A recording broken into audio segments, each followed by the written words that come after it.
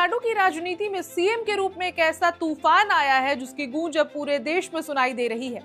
फिल्मों में सिस्टम से लड़ने वाला हीरो अब असल जिंदगी में मुख्यमंत्री की कुर्सी पर बैठा हुआ है और सिर्फ 8 दिनों में ऐसे ऐसे फैसले लिए गए हैं कि लोग कहने लगे हैं ये राजनीति नहीं, नायक फिल्म का रियल वर्जन चल रहा है।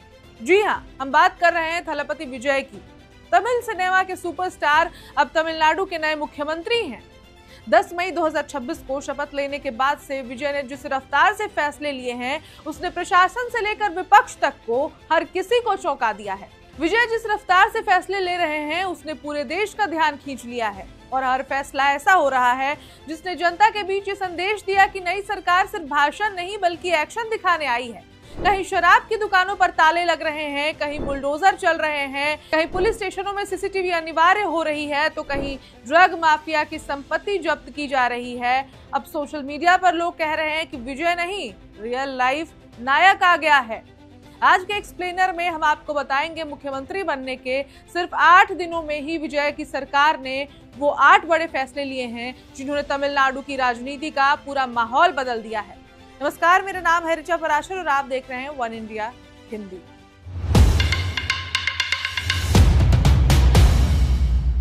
वीआईपी नहीं, वर्किंग सीएम। थलपति विजय ने मुख्यमंत्री बनने के बाद सबसे पहले अपनी कार्यशैली से संदेश दिया।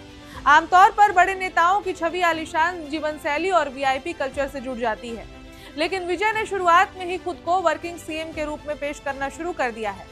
वो रोज सुबह 9 बजे सचिवालय पहुंचते हैं और शाम 5 बजे तक सरकारी फाइलों पर काम करते हैं। सरकारी अधिकारियों के साथ लगातार समीक्षा बैठकें कर रहे हैं। सबसे दिलचस्प बात ये रही कि उन्होंने मुख्यमंत्री आवास के बाहर से लग्जरी खाना मंगवाने के बजाय घर से खाना लाने का नियम बना लिया। राजनीतिक विश्लेषकों के मुताबिक ये सिर्फ एक निजी आदत नहीं है, बल्कि जनता को दिया गया एक प्रतीकात्मक संदेश है। संदेश साफ है, सरकार दिखावे से नहीं, अनुशासन और काम से चलने वाली है। शराब दुकानों को बंद करने का आदेश। मुख्यमंत्री बनते ही विजय ने सबसे बड़ा और चर्चित जो फैसला लिया है, उसमें 717 शराब दुकानों को बंद करने का आदेश जो दिया गया है। तमिलनाडु में TASMAC यानी कि तमिलनाडु स्टेट मार्केटिंग कॉर्पोरेशन के जरिए शराब की बिक्री होती है। राज्य सरकार को इससे भारी राजस्व मिलता है, लेकिन विजय सरकार ने साफ कहा है कि जनहित सबसे ऊपर है। आदेश दिया गया है कि मंदिरों, स्कूल, कॉलेजों और बस स्टैंडों में 500 मीटर के भीतर आने वाली सभी शराब दुकानें बंद की जाएं। सरकारी आंकड़ों के मुताबिक 276 दुकानें धार्मिक स्थलों के पास थी और ये बड़ा नंबर है। 186 दुकानें शिक्षण संस्थानों के नजदीक थी और 255 दुकानें बस स्टैंडों के आसपास चल रही थी। इन सभी दुकानों को 2 हफ्ते के भीतर स्थायी रूप से बंद करने का आदेश दे दिया गया है सीएम विजय के द्वारा। ये फैसला बेहद बड़ा माना जा रहा है क्योंकि तमिलनाडु की राजनीति में शराब बिक्री हमेशा संवेदनशील मुद्दा रही है। विजय सरकार ने यह साफ संदेश दिया है कि राजस्व से ज्यादा जरूरी समाज की सुरक्षा है। बुलडोजर एक्शन और योगी मॉडल की चर्चा। तमिलनाडु में सबसे ज्यादा सुर्खियां जिस फैसले ने बटोरी हैं, वो ये था कि विजय सरकार का पहला बुलडोजर एक्शन। चेन्नई के पेरंबूर इलाके में वर्षों से एक बड़ी समस्या थी। स्कूल जाने वाले बच्चों को सीधा रास्ता नहीं मिलता था। उन्हें करीब 1 किलोमीटर तक लंबा चक्कर लगाकर जाना पड़ता था।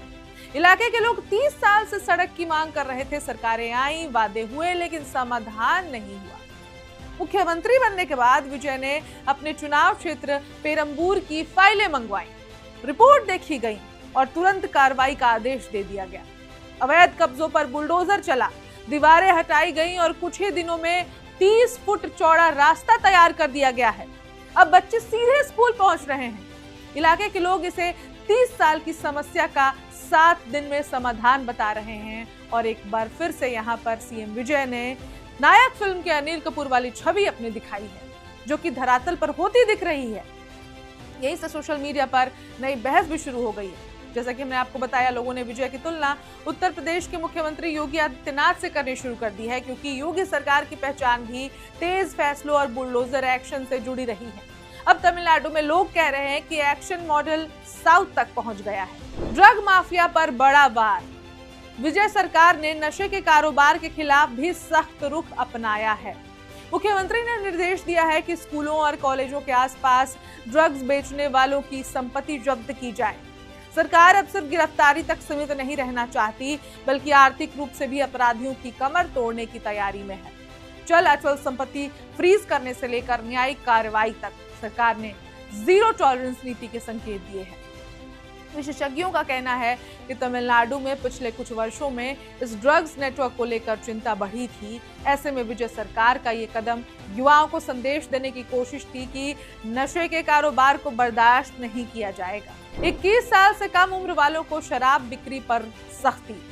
विजय सरकार ने युवाओं में बढ़ती शराब की लत को गंभीर मुद्दा माना है। सरकार ने साफ आदेश जारी किया है कि 21 साल से कम उम्र के किसी भी व्यक्ति को शराब नहीं बेची जाएगी। अगर किसी ग्राहक की उम्र को लेकर संदेह हो तो आधार कार्ड, ड्राइविंग लाइसेंस या अन्य पहचान पत्र की जांच भी अनिवार्य होगी। अगर कोई दुकान नियम तोड़ते हुए पकड़ी गई तो उसके खिलाफ विभागीय कार्रवाई की जाएगी। सरकार का मानना है कि कम उम्र में शराब की लत युवाओं के भविष्य को प्रभावित कर रही है, इसलिए कानून को सिर्फ कागजों तक सीमित नहीं रखा जाएगा। पुलिस स्टेशनों में सीसीटीवी और वीडियो रिकॉर्डिंग अनिवार्य है। महिलाओं की सुरक्षा विजय सरकार की सबसे बड़ी प्राथमिकताओं में से एक दिखाई पड़ रही है। सरकार ने आदेश दिया है कि हर पुलिस स्टेशन में सीसीटीवी कैमरे 24 घंटे चालू रहेंगे। इतना ही नहीं, अब किसी भी शिकायत को दर्ज कराने की पूरी प्रक्रिया की वीडियो रिकॉर्डिंग भी अनिवार्य होगी।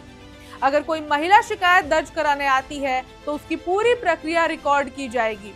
सरकार का मानना है कि इससे पुलिस जवाबदेही बढ़ेगी और महिलाओं का भरोसा मजबूत होगा, क्योंकि आपने सुना होगा ऐसे कई केसेस दिखाई मिले कि महिलाओं ने कई बार ऐसा हुआ है कि छेड़छाड़ का कंप्लेन लेकर वो पुलिस स्टेशन जाती थी और पुलिस उनसे बदसलूकी करती थी, अजीबोगरीब सवाल करती थी। लास्ट में मेरी महिलाएं परेशान होकर रोती बिलखती वहां से चली जाती थी, मुद्दा दबाने की कोशिश कर दी जाती थी।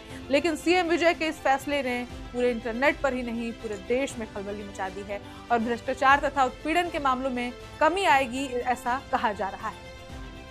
ये फैसला डिजिटल पुलिसिंग की दिशा में बड़ा कदम माना जा रहा है। सिंगपेन स्पेशल फोर्स की शुरुआत। महिलाओं की सुरक्षा को लेकर विजय सरकार ने एक और बड़ा कदम उठाया है। सिंगपेन स्पेशल फोर्स यानी कि SSF 13 मई से सलेम शहर में इसकी शुरुआत भी कर दी गई है। इस विशेष महिला पुलिस फोर्स की टीमें बाजारों, बस स्टैंडों और भीड़भाड़ वाले इलाकों में गश्त कर रही है। सरकार का दावा है कि इसका उद्देश्य महिलाओं और लड़कियों में सुरक्षा की भावना मजबूत करना है। ये मॉडल भी उत्तर प्रदेश के मुख्यमंत्री योगी आदित्यनाथ के एक पुराने मॉडल से जुड़ा हुआ है, जिसमें उन्होंने शाम के वक्त एंटी रोमियो स्क्वाड चालू किया था महिलाओं की सुरक्षा के लिए, और विजय ने एक नई फोर्स बनाई है। तो कहीं ना कहीं योगी आदित्यनाथ की राजनीति और विजय की राजनीति एक पटरी पर दिखाई पड़ रही है। तमिल में सिंगपेन का मतलब होता है शेरनी, और विजय सरकार इस नाम के जरिए ये संदेश देना चाहती है कि महिलाएं सिर्फ सुरक्षित नहीं बल्कि मजबूत और आत्मविश्वासी भी महसूस करें। प्रशासनिक मशीनरी में बड़ा फेरबदल। किसी भी नई सरकार की असली ताकत उसकी प्रशासनिक मशीनरी होती है और विजय सरकार ने इसे बहुत जल्द समझ लिया। मुख्यमंत्री बनने के बाद पिछले कुछ दिनों में कई IAS और IPS अधिकारियों का ट्रांसफर किया गया। महत्वपूर्ण विभागों में ऐसे अधिकारियों को तैनात किया गया जिन्हें नई सरकार के विजन के हिसाब से काम करने वाला माना जा रहा है। तमिलनाडु की राजनीति में ये परंपरा रही है कि सत्ता बदलने पर प्रशासनिक बदलाव होते हैं, लेकिन विजय सरकार ने जिस तेजी से ये कदम उठाया है उसने ये संकेत दे दिया है कि फैसले अब तेज रफ्तार में होंगे।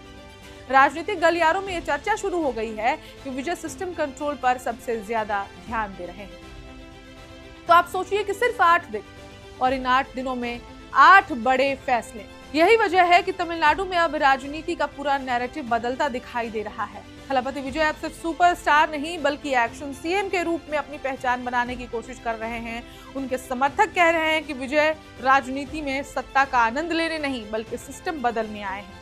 हालांकि विपक्ष सवाल भी उठा रहा है और ये विपक्ष का काम है।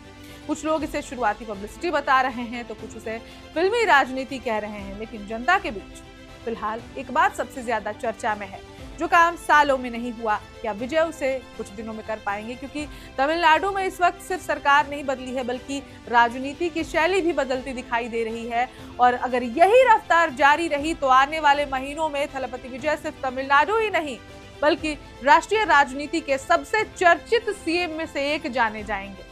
हमारी इस खबर पर आपकी क्या राय है? मुख्यमंत्री विजय के फैसलों पर आपकी क्या राय है? हमें जरूर बताइएगा। कैसा लग रहा है एक नया मुख्यमंत्री जो फिल्मी दुनिया में हम देखते थे उसको धरातल पर करता हुआ दिखाई दे रहा है?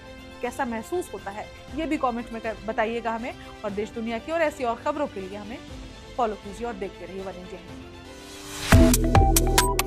Subscribe to One India and never miss an update. Download the One India app now.